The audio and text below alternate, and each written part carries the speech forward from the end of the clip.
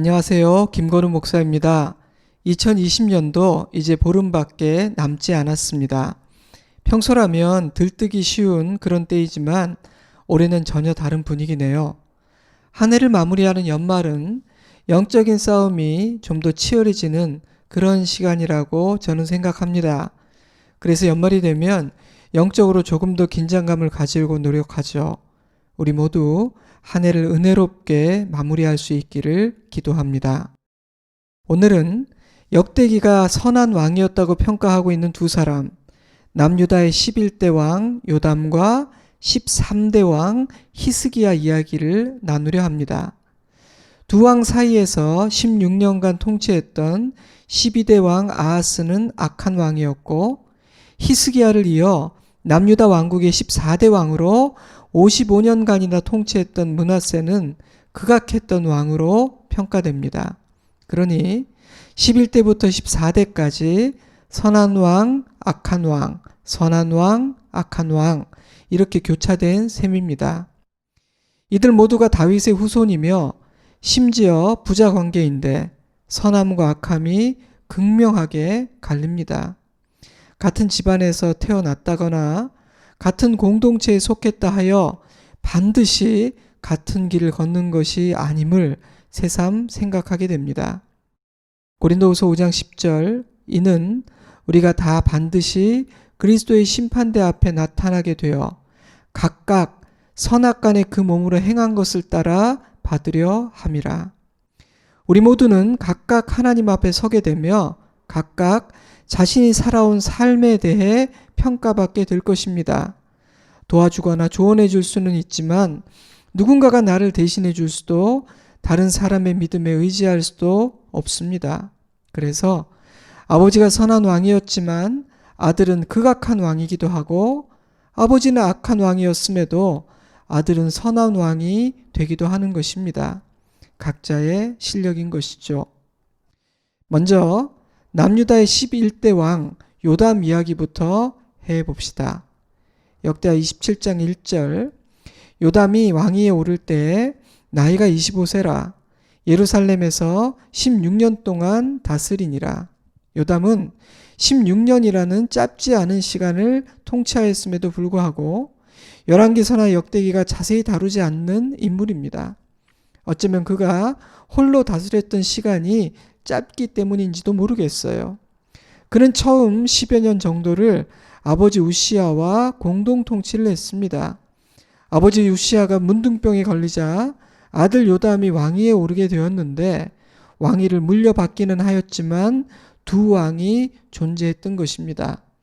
뿐만 아니라 그의 통치 말기에 3, 4년 정도는 아들 아하스와 공동 통치를 했다고 추정하는 학자들도 있습니다. 그러니 그가 홀로 나라를 다스렸던 기간은 길지 않은 것입니다. 이처럼 요담은 통치 기간도 짧고 인상적인 업적을 남긴 인물도 아닌지라 크게 주목받지 못했던 것 같습니다. 역대하 역시 요담의 삶과 통치에 대해 9절밖에 할애하지 않습니다. 하지만 그의 삶은 무척 인상적이에요. 역대하 27장 2절 요담이 그의 아버지 우시아의 모든 행위대로 여호와 보시기에 정직하게 행하였으나 여호와의 성전에는 들어가지 아니하였고 백성은 여전히 부패하였더라. 세번역 성경으로 읽으면 이해하기가 좀 더 쉬워집니다. 그는 아버지 우시아가 한 것을 그대로 본받아서 주님께서 보시기에 올바른 일을 하였으나 그의 아버지와는 달리 주님의 성전에는 들어가지 않았다. 그러나 백성은 계속하여 악한 일을 저질렀다. 아버지를 본받아서 아버지와는 달리 라는 표현이 중요한 포인트입니다. 그는 아버지의 좋은 점은 닮았고 좋지 않은 점은 닮지 않았다는 뜻입니다. 자, 그렇다면 요담의 아버지 우시아는 어떤 왕이었을까요? 그는 영광과 몰락, 좋을 때와 나쁠 때가 극명하게 대비되는 그런 인물이었습니다. 역대하 26장 4절 우시아가 그의 아버지 아마샤의 모든 행위대로 여호와 보시기에 정직하게 행하며 하나님의 묵시를 밝히 아는 스가랴가 사는 날에 하나님을 찾았고 그가 여호와를 찾을 동안에는 하나님이 형통하게 하셨더라. 그는 하나님을 찾고 구함으로 형통하게 되었던 사람입니다. 그래서 전쟁을 나설 때마다 승리했고 하나님의 도우심으로 인해 나라는 강해졌습니다. 그러나 곧 문제가 생기죠. 역대하 26장 16절 그가 강성하여짐에 그의 마음이 교만하여 악을 행하여 그의 하나님 여호와께 범죄하되 곧 여호와의 성전에 들어가서 향단에 분향하려 한지라. 성소에 들어가 분향하는 일은 오직 제사장에게만 허락된 권한이었습니다. 사울이 사무엘을 기다리지 못하고 제사를 드렸던 일 기억하시죠? 하나님은 그러한 사울의 행동을 불순종이요 교만이라고 말씀하셨습니다. 우시아의 행동도 마찬가지였어요. 하나님은 그의 행동을 마음이 교만하여 악을 행한 것이라고 평가하셨습니다. 그래서 나병으로 그를 치십니다. 역대 26장 21절 우시아 왕이 죽는 날까지 나병 환자가 되었고 나병 환자가 되매 여호와의 전에서 끊어져 별궁에 살았으므로 그의 아들 요담이 왕궁을 관리하며 백성을 다스렸더라. 그렇게 아버지와 아들의 공동 통치가 시작됩니다. 이 모든 과정을 지켜본 요담은 많은 생각을 했고 교훈을 얻었던 것이 분명합니다. 그래서 왕이 되었을 때 아버지의 좋은 모습은 따라했고 나쁜 모습은 따라하지 않았습니다. 그래서 세번역 성경은 그는 아버지 우시아가 한 것을 그대로 본받아서 주님께서 보시기에 올바른 일을 하였으나 그의 아버지와는 달리 주님의 성전에는 들어가지 않았다 이렇게 번역한 것이죠. 그것은 참으로 지혜로운 일이었습니다. 하지만 말처럼 쉬운 일은 아닙니다. 많은 사람은 보고서도 심지어 직접 경험하고서도 배우지 못하기 때문입니다. 좋은 것은 따라하지 않고 나쁜 것만을 따라하다가 망하는 경우도 적지 않습니다. 하지만 요담은 달랐습니다. 그런데 조금 전 읽어드린 2절 말씀에 의하면 왕의 출발은 아주 좋았는데 백성들은 여전히 악을 행하고 있었습니다. 그러니 나라를 바로 세우기 위해서는 해야 할 일이 참 많았을 거예요. 감사하게도 요담은 좋은 지도자였습니다. 그래서 나라는 점점 굳건해져 가게 되죠. 요담의 이야기는 9절로 요약되어 있는데요. 핵심은 6절입니다. 요담이 그의 하나님 여호와 앞에서 바른 길을 걸었으므로 점점 강하여졌더라. 요담 grew powerful. 요담 became mighty. 그는 점점 강해졌다는 것입니다. 역대기를 읽으며 이런 평가는 처음 보는 것 같습니다. 그동안 살펴본 왕들은 처음부터 끝까지 나빴거나 잘 하다가 마지막에 무너졌습니다. 그런데 요담은 점점 강해졌습니다. 놀라운 일입니다. 역대기는 그 이유를 이렇게 밝힙니다. 요담이 그의 하나님 여호와 앞에서 바른 길을 걸었으므로 because he walked steadfastly before the Lord his God. steadfast, 확고부동하고 변하지 않는 우직한 자세를 의미합니다. 히브리어로 보면 견고하게, 안정되게, 신실하게 걸었다는 의미가 있습니다. 요담은 우직하고 한결같이 신실하고 안정되게 처음부터 끝까지 하나님 앞에서 바른 길을 걸었다는 것이죠. 사랑하는 성도 여러분, 바로 이것이 점점 강해지는 인생, 점점 나아지는 인생을 살 수 있는 비결입니다. 다른 신비한 비법은 없습니다. 신실함, 충성스러움, 한결같음, 하나님 앞에서 이런 믿음으로, 이런 자세로 살아가면 됩니다. 지금까지 살펴본 다른 왕들이 점점 강해지지 못했고 피는 듯 하다가 시들어버리고 형통하는 듯 하다가 패배하고 망해버린 이유는 한결같이 못했기 때문입니다. 변했기 때문입니다. 그래서 그들은 황금기를 누리고 영광을 누리기도 했지만 비참한 최후를 맞이하거나 포로로 잡혀가거나 병들어 죽게 됩니다. 그러나 이 사람 요담을 보세요. 사실 그의 시작은 그리 창대하지 않았습니다. 대단한 영광을 누렸다거나 이스라엘 역사의 한 획을 긋는 위대한 업적을 남긴 것 같지도 않습니다. 홀로 통치했던 기간도 길지 않죠. 열왕기서나 역대기가 다루는 분량도 많지 않을 정도입니다.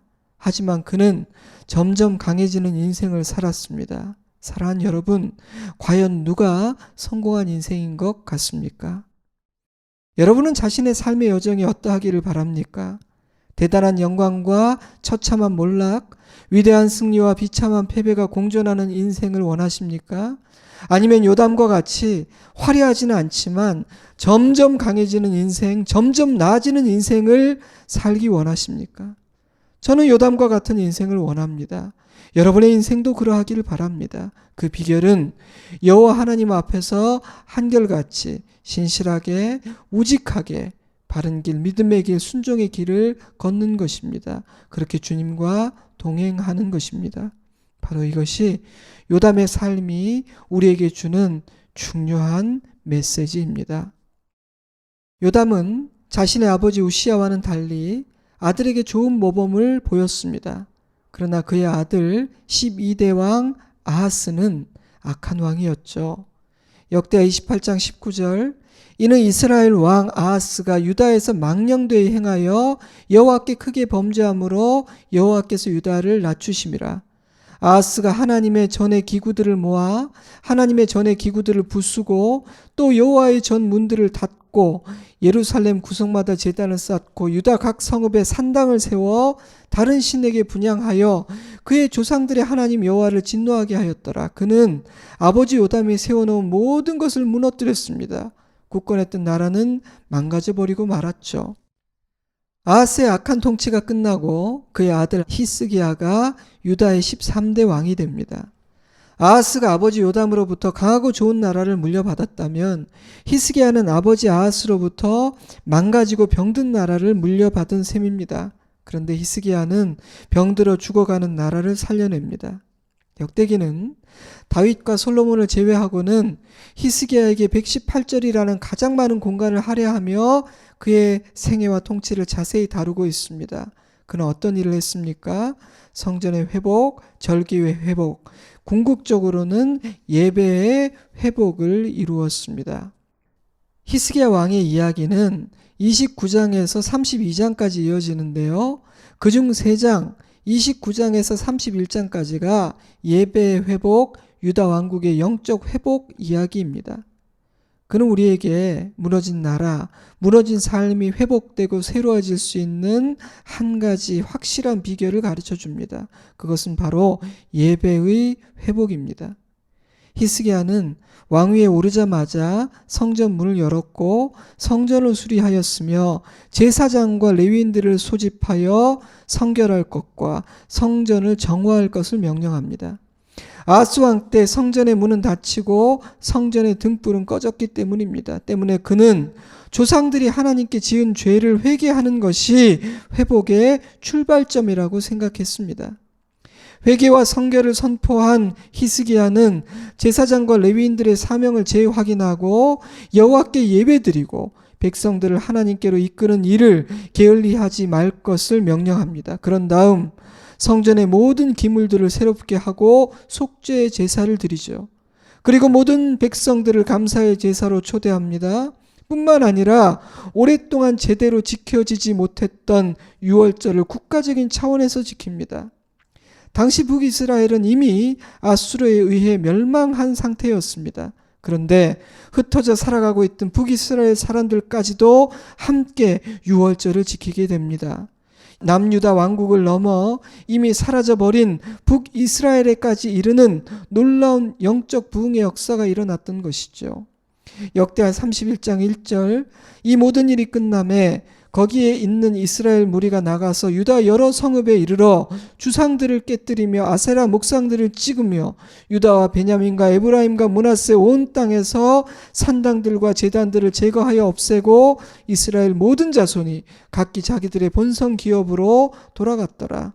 여러분 대단하지 않습니까? 하지만 히스기야는 거기에 만족하지 않았습니다.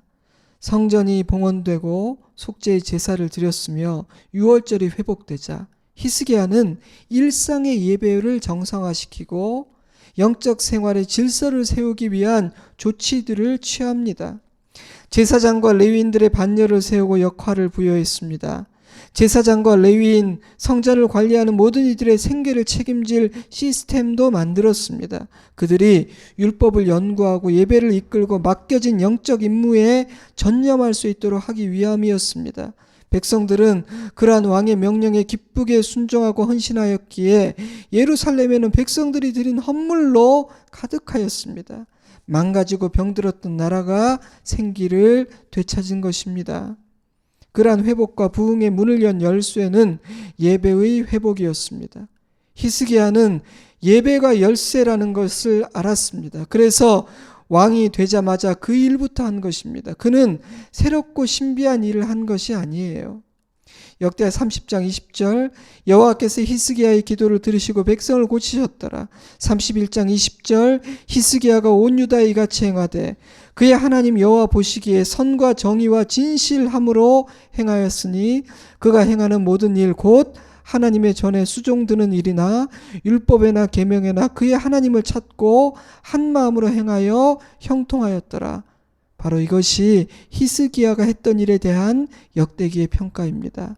그는 후손들에게 귀한 영적 유산을 남긴 것입니다. 하지만 안타깝게도 히스기야 역시 마지막이 좋지 않았습니다. 오점을 남기죠. 새삼 요담이 존경스러워지지 않습니까? 그는 히스기야와 같은 위대한 업적을 남기지는 못했지만 점점 강해지는 인생을 살았으니까요. 역시 가장 어려운 것, 가장 중요한 일은 신실함, 한결같음인 것 같습니다. 이제 말씀을 정리해 보겠습니다. 먼저 유다의 11대 왕 요담을 통해 주신 메시지를 다시 한번 정리해 드리겠습니다. 그는 아버지의 삶을 보며 배운 사람이었습니다.